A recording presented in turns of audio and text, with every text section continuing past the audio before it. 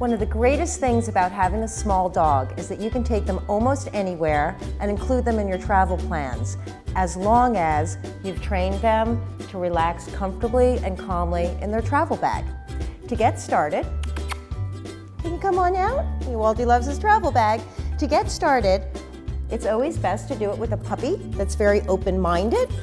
But even if you have an adult dog, there are exercises and things that you can do to get them happily enjoying their bag. First, you can just have the bag kind of hanging out in your house, especially maybe where the dog bed used to be.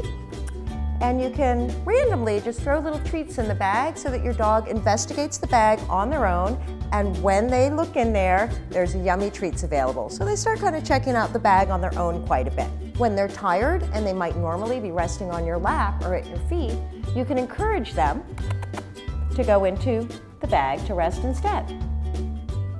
It's best not to squash your dog into the bag. Let them kind of make that decision themselves to get on in there. If you can be patient, it's worth the time to be patient.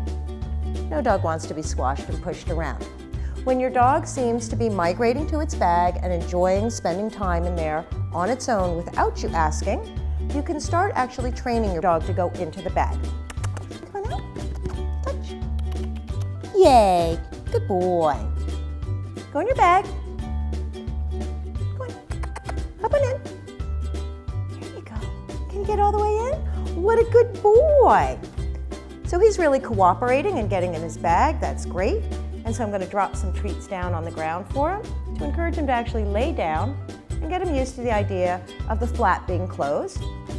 When I zip this, I'm going to be very careful that I don't smush him physically with my hand. I want him to feel comfortable with going into the bag, and I'm going to make sure I don't zip up his hair. I'm also going to give him a little chew toy in here, and this way he has something to do in there to while away his time. And once you've practiced having your dog rest comfortably in the bag and you've built up some duration, they might even take a nap in there, you're ready to go on the road. Take your dog on little adventures like errands, cab rides, anything that would simulate travel. Make sure you don't always have the bag on your shoulder or your lap. You want them to get used to sitting at your feet. That is where they're going to have to be when they go on an airplane. When the final day comes and you're ready to take your trip, your dog will be ready to do that. Just think about making sure they're tired out so that they rest comfortably in their bag, and that you don't feed them any really large meals or lots of water before they get on the flight. That way they will rest more comfortably in their bag until they reach their final destination. It takes a little bit of work, but it's well worth it. I didn't know that I could love my little dog any more than I already do until I traveled with him. He's an excellent travel partner. Aren't you, Walty?